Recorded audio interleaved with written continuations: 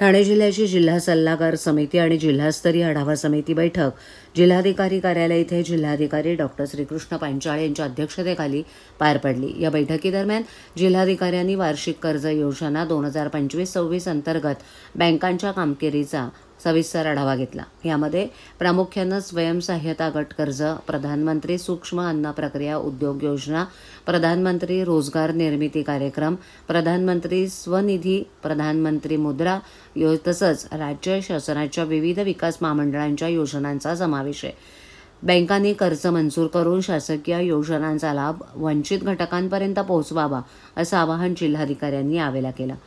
जिल्ह्यातील कर्ज ठेव गुणोत्तर सुधारण्यावर भर देतानाच आर्थिक समावेशन अंतर्गत सामाजिक सुरक्षा योजनांमध्ये प्रधानमंत्री जीवन ज्योती विमा योजना, प्रधानमंत्री सुरक्षा विमा योजना आणि अटल पेन्शन योजना बँकांनी केलेल्या कामावरही सविस्तर चर्चा करण्यात आली।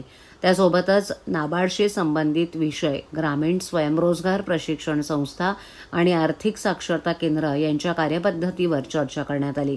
या बैठकीला अतिरिक्त जिल्हाधिकारी हरिश्चंद्र पाटील, आरबीआयचे एलडीओ निशांत यादव, नाबार्डचे डीडीएम सुधांशु कुमार अश्विनी उपस्थित होते। तसंच विविध शासकीय विभागांचे प्रमुख, विकास महामंडळांचे जिल्हा व्यवस्थापक आणि बँकांचे जिल्हा समन्वयक यावेळेला उपस्थित होते।